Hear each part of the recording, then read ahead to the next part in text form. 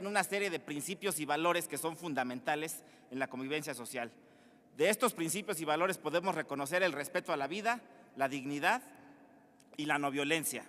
Y todos estos valores y todos estos principios que fundamentan los términos de relación entre las personas también son parte esencial de la relación que tenemos con la naturaleza y los demás seres sintientes, es decir, todos los seres que sienten. Y ya lo decía también el diputado César Daniel, el orden natural de las cosas es un orden que tiene que ver con la sensibilización que los seres humanos debemos tener, el respeto hacia la vida de los demás seres vivos y el respeto a la naturaleza. El término derechos humanos, además, tiene un claro empuje hoy en día en el orden jurídico y en el orden natural sobre la necesidad de echar a andar y hacer eficaces estos principios que hemos mencionado. ¿Cómo se logra esto? Bueno, recordemos que en la historia de la humanidad había esclavitud y también recordemos que hubo una época en que el trato a la mujer era distinto, no podían votar o no tenía, decía antes la ley que una mujer tenía que pedirle permiso al marido para firmar una demanda. Hoy en día vemos hacia atrás estas figuras y reconocemos en ellas una serie de antivalores, cosas que no son saludables, que no queremos en nuestro trato, en nuestra relación con la sociedad y la naturaleza. Yo me imagino que en el futuro habrá también quien diga, ¿a poco antes hacían corridas de toros y se sacrificaban a los animales de esta manera? Creo que la evolución de nuestra humanidad y la evolución de estos principios que han permeado a lo largo de la historia nos permiten entender y reconocer que el trato humanitario hacia los animales no significa tratarlos como seres humanos, sino con las características, condiciones y valores que nos da la condición de ser humano y, por lo tanto, mejorar nuestra relación con el entorno a través de evitar el sufrimiento. Son los principios que las leyes en materia de protección a los animales y de respeto a la vida han fomentado. Una persona que no respeta a la vida de los animales, una persona que genera maltrato, una persona que disfruta el sufrimiento animal, fácilmente rompe la barrera en el respeto a la vida de los demás seres humanos y este fomento, digamos, de valores negativos puede generar una desestabilidad, un sistema de violencia social y un sistema que no queremos, que ha descompuesto el tejido social y que ha generado condiciones de barbarie en las que nos encontramos hoy en día y que evidentemente no es algo saludable, es algo que el orden jurídico, que las normas de derecho y que los fundamentos de derechos humanos deben privilegiar para evitar, para combatir y para acabar con una situación que no es favorable. En términos de lo general, es evidente que no podemos estar de acuerdo con el sufrimiento animal y con el maltrato, y en términos particulares, por supuesto, con las corridas de toros que tienen esa misma naturaleza y esa misma condición de fomentar el disfrute del sufrimiento animal. Evidentemente, aun cuando se pueda plantear que se trata de cultura o arte y generar una controversia, un conflicto de decir debemos privilegiar el principio del trato humanitario y no sufrimiento o fomentar la cultura y el arte, es un falso debate. Me parece que no hay un conflicto de intereses porque todo orden jurídico, todo orden normativo en todo Estado moderno, en todo Estado democrático hoy en día, debe hacer prevalecer los valores por encima de los antivalores. Y en ese sentido no hay, en mi opinión, debate, no hay controversia, no hay conflicto, no hay necesidad de armonizar esta situación porque simplemente se trata de reconocer que lo que quiere una sociedad hoy en día es fomentar valores positivos que le permitan una mejor convivencia y una mejor relación entre los seres humanos y entre los seres vivos. Por lo tanto, estoy convencido que se trata de un tema de derechos humanos y que los defensores de derechos humanos debemos impulsar decididamente en la comunidad y en la sociedad en la que nos desenvolvemos. Es todo por mi parte. Muchísimas gracias.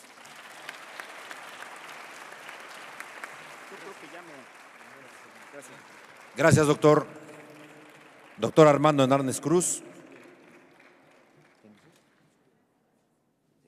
Bueno, está con nosotros, diputado, nos haría favor de participar en este panel todavía y que nos haga favor Arnold de estar en el panel, si es tan amable. Gracias. Diputado Martínez Urincho, por favor.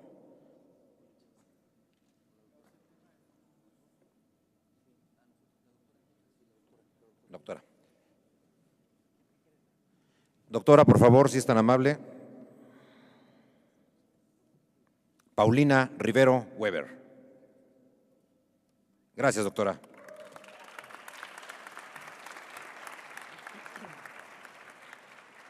Bueno, yo vengo de la Facultad de Filosofía y Letras de la UNAM. Agradezco mucho que me permitan estar acá, pero sí les quiero decir, caray, estos legisladores son los que yo quiero ver. Estos legisladores son de los que me puedo sentir orgullosa. Estos legisladores son los que mis alumnos, que son muchos, se podrían sentir orgullosos. Yo los felicito por esto.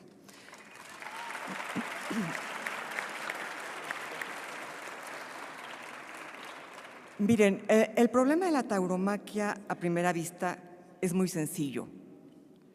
Torturar un animal hasta la muerte por diversión. A eso se reduce. Torturar un animal hasta la muerte por diversión. ¿Alguien en su sano juicio podría pensar que esto está bien? Es muy sencillo. Cualquier gente que lo piense no puede creer que esto está bien. Sin embargo, hay una serie de argumentos que son argumentos que se pretenden enseñar a los adolescentes y a los niños y que les hacen mucho daño. Yo quiero examinar esos argumentos muy brevemente con ustedes para exponer el daño psicológico que se le hace al niño y al adolescente con esos argumentos y argumentar, obviamente, por qué esos argumentos son erróneos. Son varios, voy a tratar de ser breve. El primero es: el toro no sufre. Bueno, desde que en Grecia los antiguos griegos nos explicaron cómo se argumenta, se distinguieron dos formas de argumentar. Una es la doxa y otra es la episteme. La doxa, que es la mera opinión, y la episteme, que es el conocimiento científico. Por ambas formas de argumentar es evidente que el animal sufre. Como mera opinión, cualquiera que ha estado cerca de un toro en el momento en que está siendo toreado ha escuchado el llanto del toro, los gritos del toro de dolor. Por mera opinión podemos decir que por supuesto que el toro sufre. En cuanto a la episteme, cualquier biólogo que se respete a sí mismo nos puede explicar por qué el toro sufre, porque tiene un sistema nervioso, punto. Argumento número 2, el que quiera ver toros que los vea, el que no quiera que no vaya. ¿Eso es lo que le queremos enseñar a nuestros hijos? Que si nos parece bien algo lo podemos hacer y si no, no, así de sencillo. Bueno, así creamos ciudadanos desobligados. Y de hecho el argumento está perfectamente mal formulado, porque esto ha sido así siempre. Siempre el que no ha querido ir no va, y el que quiere ir va. Aquí lo que se discute no es quién va a asistir, lo que se discute es que el toro es el que no quiere asistir. Entonces, si vamos a tener este argumento, formulémoslo bien. Que vayan los que quieran ser toreados, y el toro no quiere ser toreado.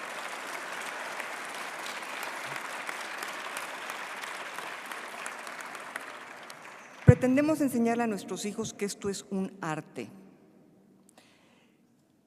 Yo me pregunto, si mi hijo decide quemar un gato porque cree que se ve muy artísticamente agradable, ¿se lo voy a permitir? Por supuesto que no. ¿Cómo le podemos enseñar esto a nuestros hijos? Los estetas de todos los tiempos tienen diferentes opiniones en torno al arte, pero coinciden en una, que ya la dijo una de las compañeras diputadas. El arte es un proceso creativo, no es un proceso destructivo. Esto no es arte. Argumento siguiente. Antes de las corridas, y este argumento me lo dio Fernando Savater, que hoy lo tienen como un filósofo encumbrado, cuando es un fraude. Antes de las corridas,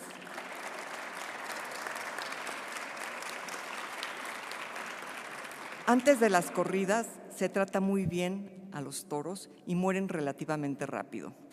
Lo que yo le dije a Fernando es: ¿por qué no eliges esa forma de morir entonces tú? Que te traten muy bien y luego te hagan esto, ¿no? Entonces, no podemos pretender que este sea un argumento, esto es una necedad. Entonces, que lleven a sus hijos y que les enseñen a sus hijos que así pueden morir también, ¿no? Argumento número 5. En las corridas se muestra respeto por la fuerza del animal. Si se mostrara respeto por la fuerza del animal, no se le desangraría. No pueden enfrentar al animal entero, lo desangran y luego lo torean. Eso no es mostrar respeto por la fuerza del animal, es quitarle la fuerza para entonces luego hacer lo que se les dé la gana. Argumento siguiente. La corrida es una catarsis que descarga agresividad y eso es sano. Ya lo dijeron también acá. Cualquier médico, cualquier psicólogo sabe perfectamente bien, y lo sabían los griegos antiguos, que la verdadera catarsis está provocada por la risa, por una actividad lúdica en la que soltemos carcajadas. Esa es la verdadera catarsis. Un evento de esta violencia lo único que genera son traumas o violencia. No hay salida. Siguiente argumento. El toro de Lidia se cría para ello y desaparecería junto con las corridas. Es una necedad. El toro de Lidia es un toro que se da en la península ibérica y seguirá dándose de manera salvaje si ellos lo quieren respetar. Pero esto equivale a decir que si los perros de pelea desaparecen, ya no va a haber perros. Por favor, toro seguirá habiendo. Eso no es, y si desaparecieran, cosa que no es real, si desaparecieran en buena hora, porque dejarían de sufrir y dejaríamos de degradarnos a ser torturadores. Siguiente argumento. El toro muere dignamente. Insisto, si consideran que esa es una muerte digna, ¿por qué no la proponen para sí mismos y para sus hijos?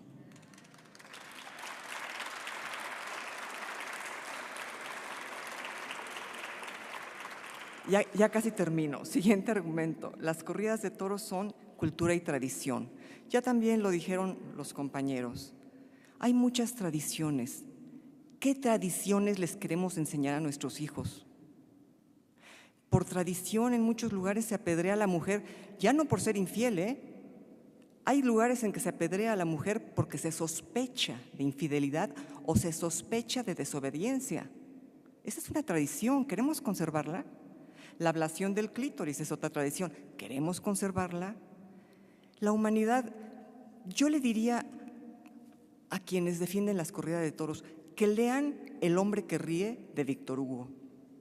Hay una parte de este libro en donde Víctor Hugo nos habla de muchas tradiciones. Por tradición, a los niños que nacían para ser bufones, se les cortaba el labio superior de manera recta y el inferior en forma de sonrisa a los 2 años de edad, para que siempre se estuvieran riendo y hicieran reír a los nobles. Esa era una tradición. Hay tradiciones terribles. No se trata de argumentar que es una tradición y que es cultura. Eso nadie lo duda. El problema es que es una tradición y una cultura nefasta. Es una tradición y una cultura de barbarie y tenemos que preguntarnos qué tradiciones y qué cultura queremos heredarle a nuestros hijos. Siguiente argumento. Los animales se matan unos a otros, también nosotros podemos matarlos. Por supuesto que los animales se matan unos a otros. Lo hacen por instinto, para salvar sus vidas o para alimentarse. Nosotros somos el único animal que lo hace de esta forma, planificado para divertirnos. Planificado. Entonces, hay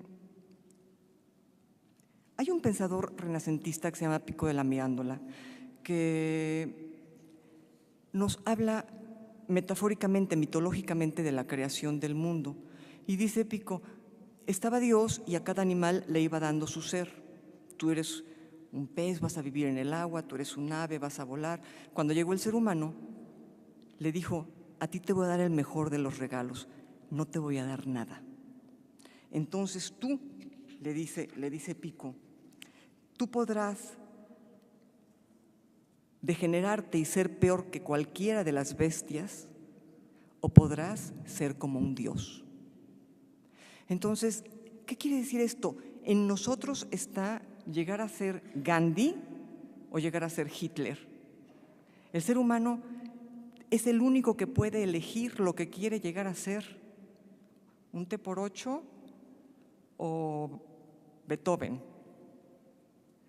cobijar la vida o destruirla, cobijar a los animales que son seres indefensos o torturarlos. Somos el único animal que puede elegir. Último argumento, y con esto termino. El ser humano es superior y el mundo está a sus órdenes. Este argumento ha dado origen a lo que la vez pasada comentábamos, al especismo, que es la creencia de que el resto de las especies son inferiores a nosotros.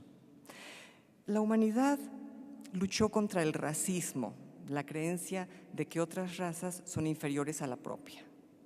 La humanidad luchó contra el sexismo, la creencia de que el otro sexo es inferior al propio. Ahora estamos comenzando a luchar contra el especismo, esta creencia en que el resto de las especies son inferiores. ¿De dónde sacamos eso? Bueno, les voy a decir de dónde. El especismo se fundamenta en la sobrevaloración de la razón, de la actividad racional. Creemos que la actividad racional es la actividad por excelencia. Solamente que nosotros, que somos el único animal racional, estamos devastando el planeta. Los demás animales no. Entonces, ¿de dónde sacamos que la actividad racional es superior al resto de las actividades? La razón también tiene sus locuras. Es una locura lo que le estamos haciendo a la Madre Tierra. Entonces, hay otras capacidades que no son la capacidad racional, que es la capacidad de percibir, que es la capacidad de intuir, que es la capacidad de comprender de manera diferente las cosas. Esas capacidades son igual de valiosas. Yo les diría, y el especismo de hecho se lo pregunta, si en verdad el solo hecho de ser racionales nos hace superiores al resto de los animales, ¿por qué somos el único animal que no logra darle a sus crías un entorno seguro para vivir? ¿Por qué somos el único animal que está llevando no solo a nuestra propia especie, sino al resto de las especies al peligro de extinción? Hoy la ciencia abre las puertas a la duda. Ya no podemos creer que los animales nos perciban a nosotros como superiores cuando ni siquiera podemos anticiparnos a un desastre natural, cosa que ellos sí pueden. ¿Ustedes creen que los animales creen que somos superiores? Nos verán, como dijo un defensor de los animales, nos verán quizá como los judíos veían a los nazis, y a los toreros mucho peor que un nazi. Pero no creo que nos vean como superiores cuando va a temblar y nos quedamos sin movernos. Ellos saben perfecto que va a temblar. Cuando ni siquiera podemos saber que nuestro hijo viene camino a casa, cosa que ellos perciben, cuando ni siquiera podemos movernos como lo hacen los cardúmenes o las bandadas. Hay muchas cosas que no podemos hacer que ellos sí pueden hacer. Y este valorar la vida por ser racional es mero especismo. Entonces, ¿qué hace falta? Cambiar de perspectiva. Hace falta ponerse en el lugar del otro, concretamente ponerse en el lugar del toro. Yo espero que ahorita todos estamos de acuerdo, yo espero que el día en que ustedes inviten a gente que no esté de acuerdo, me inviten también para poder dialogar con ellos. Les prometo conservar la calma. Hace falta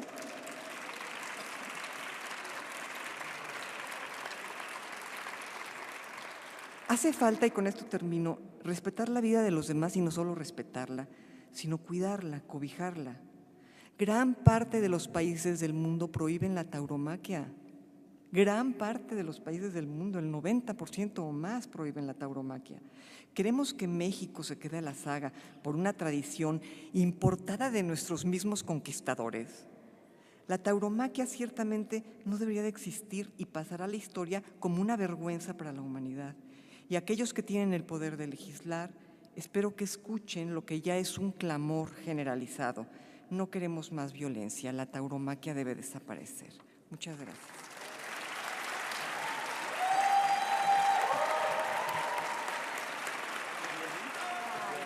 Gracias a la doctora Paulina Rivero Weber, académica de la Universidad Nacional Autónoma de México.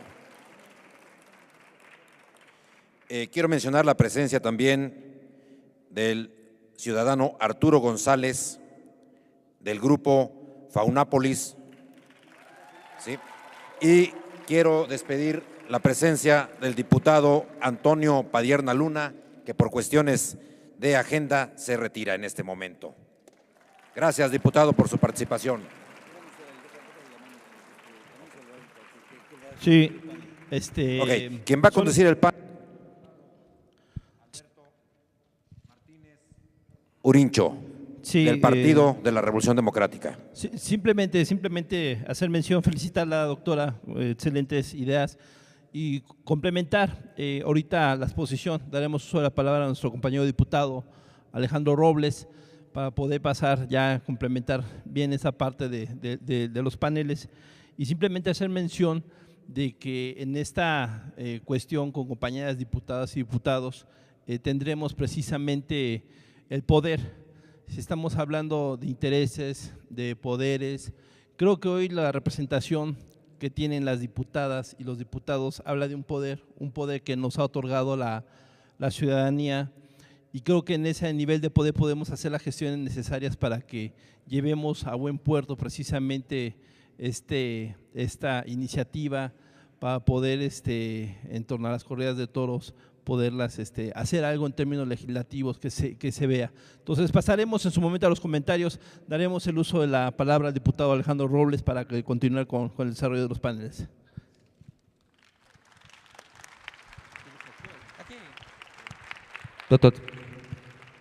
Pues muchas gracias, diputado Alberto, muchas gracias, doctora. La verdad que me quedan muy claros los argumentos. Me parece que a lo mejor en realidad sí es tedioso, ¿verdad? Porque a mí cuando me dicen el tema de las corridas y la argumentación y el debate que hay en torno a ellas, pues me parece que a lo mejor este espacio podemos caer en la reiteración, porque estamos hablando que es un tema donde los argumentos, la superioridad de los argumentos es evidente. Hay posturas de Naciones Unidas, de UNESCO, internacionalmente. Es un tema que debería estar ya sin discusión.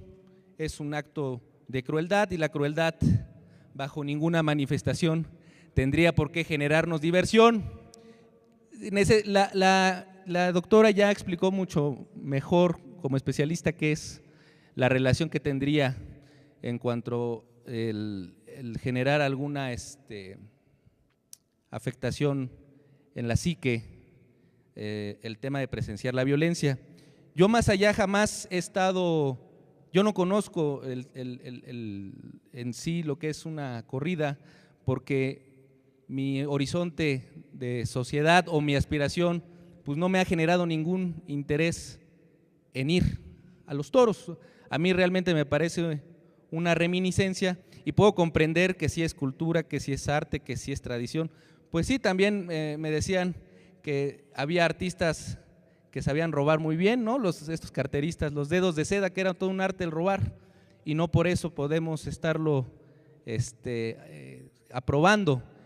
No es un tema de si me gusta o no me gusta, sino es un asunto de qué sociedad queremos. Hoy por hoy, yo como legislador, pues si he estado en política, pues se trata precisamente porque mi horizonte o la referencia de ciudad que quiero es una sociedad libre de violencia, una sociedad con democracia, donde todos participemos, donde sí realmente haya posibilidad a ser felices. Ese es, más allá de cualquier otra cosa, la postura que quiero compartirles. Más allá de si soy un especialista en la tauromaquia, pues le puedo confesar que no ha sido nunca mi interés, pero que mi convicción como legislador va a ser estar por la abolición. por la proscripción de los toros. Y quiero especialmente pues, hacerle un reconocimiento al diputado Gaviño, que está por aquí, el diputado Gaviño, que es quien tuvo la iniciativa de este espacio. Entonces, esa es la convicción que yo les quiero compartir. La verdad, confieso pues, que también sí como carne, creo que no es un tema en ese sentido. Creo que el problema sería que en los rastros pues, hubiera graderías. Ahí sí ya estaría… El que me gusten las salchichas, por ejemplo, no significa que me gustaría ver la forma en la que las producen. Es una cosa distinta. Entonces, me dicen, oye, pero es que no es el momento de legislar porque pues nunca antes Televisa había estado tan fuerte a la vida han fomentado. Una persona que no respeta a la vida de los animales, una persona que genera maltrato, una persona que disfruta el sufrimiento animal, fácilmente rompe la barrera en el respeto a la vida de los demás seres humanos, y este fomento, digamos, de valores negativos puede generar una desestabilidad, un sistema de violencia social y un sistema que no queremos, que ha descompuesto el tejido social y que ha generado condiciones. Era distinto, no podían votar o no tenía, decía antes la ley que una mujer tenía que pedirle permiso al marido para firmar una demanda. Hoy en día vemos hacia atrás estas figuras y reconocemos en ellas una serie de antivalores, cosas que no son saludables, que no queremos en nuestro trato, en nuestra relación con la sociedad y la naturaleza. Yo me imagino que en el futuro habrá también quien diga, ¿a poco antes hacían corridas de toros y se sacrificaban a los animales de esta manera? Creo que están una serie de principios y valores que son fundamentales en la convivencia social. De estos principios y valores podemos reconocer el respeto a la vida, la dignidad y la no violencia. Y todos estos valores y todos estos principios que fundamentan los términos de relación entre las personas también son parte esencial de la relación que tenemos con la naturaleza y los demás seres sintientes, es decir, todos los seres que sienten. Y ya lo decía también el diputado César Daniel, el orden natural de las cosas es un orden que tiene que ver con la evolución de nuestra humanidad, y la evolución de estos principios que han permeado a lo largo de la historia nos permiten entender y reconocer que el trato humanitario hacia los animales no significa tratarlos como seres humanos, sino con las características, condiciones y valores que nos da la condición de ser humano, y por lo tanto mejorar nuestra relación con el entorno a través de evitar el sufrimiento. Son los principios que las leyes en materia de protección a los animales y de respeto, la sensibilización que los seres humanos debemos tener, el respeto hacia la vida de los demás seres vivos y el respeto a la naturaleza. El término derechos humanos, además, tiene un claro empuje hoy en día en el orden jurídico y en el orden natural sobre la necesidad de echar a andar y hacer eficaces estos principios que hemos mencionado. ¿Cómo se logra esto? Bueno, recordemos que en la historia de la humanidad había esclavitud, y también recordemos que hubo una época en que el trato a la mujer